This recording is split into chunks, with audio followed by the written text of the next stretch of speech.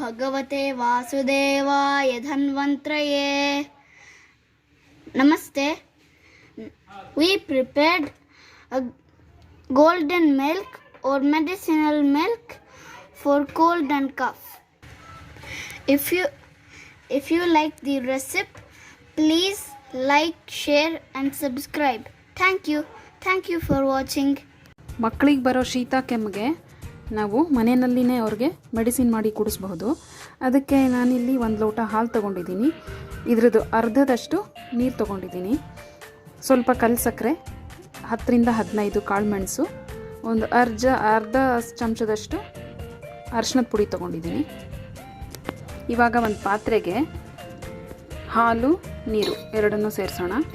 ಇದು ಬರೀ ಹಾಲಲ್ಲಿ ಮಾಡಿದ್ರೆ, ಗಟ್ಟಿ ಹಾಲಲ್ಲಿ ಮಾಡಿಕೊಟ್ರೆ ಮಕ್ಕಳಿಗೆ ಕಫ ಇನ್ನೂ ಹೆಚ್ಚಾಗುತ್ತೆ. ಅದಕ್ಕೆ ಸ್ವಲ್ಪ ನೀರನ್ನು ಮಿಕ್ಸ್ ಮಾಡಿ ಮಾಡಿಕೊಡ್ಬೇಕು.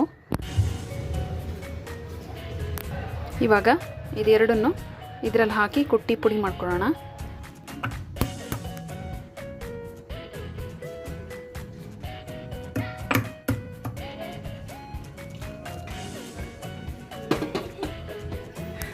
ಈ ರೀತಿ ಒಂದು 5 ನಿಮಿಷ ಇದನ್ನು ಕುದಿಸಿದ್ರೆ ಸಾಕು. ಮಕ್ಕಳಿಗೆ ಇವಾಗ ಮಳೆಗಾಲ ಶುರುವಾಗ್ತಾ ಇದೆ. ಶೀತ ಕೆಮ್ಮು ಈ ಥರದ್ದೆಲ್ಲ ಸಾಮಾನ್ಯವಾಗಿ ಬರುತ್ತೆ. ಇದು ಡ್ರೈ ಕಫ್ ಇರುತ್ತೆ. ಕಂಟಿನ್ಯೂಸ್ ಆಗಿ ಮಕ್ಕಳು ಒಂದು ಸಲ ಶೀತ ಆದರೆ ಕೆಮ್ತಾ ಇರ್ತಾರೆ. ಆ ಥರ ಇರುವಾಗ ಇದನ್ನು ಮಾಡಿ ಒಂದು ದಿನಕ್ಕೆ 2 ಸಲ ಕುಡಿಸ್ಬೇಕು. ಇದನ್ನು ಅರ್ಧ ಲೋಟದಷ್ಟು ಮನೆಯಲ್ಲಿ ಈ ರೀತಿ ಮಾಡಿ ಕುಡಿಸೋದ್ರಿಂದ ಮಕ್ಕಳಿಗೆ ರೆಸಿಸ್ಟೆನ್ಸ್ ಪವರ್ ಹೆಚ್ಚಾಗುತ್ತೆ.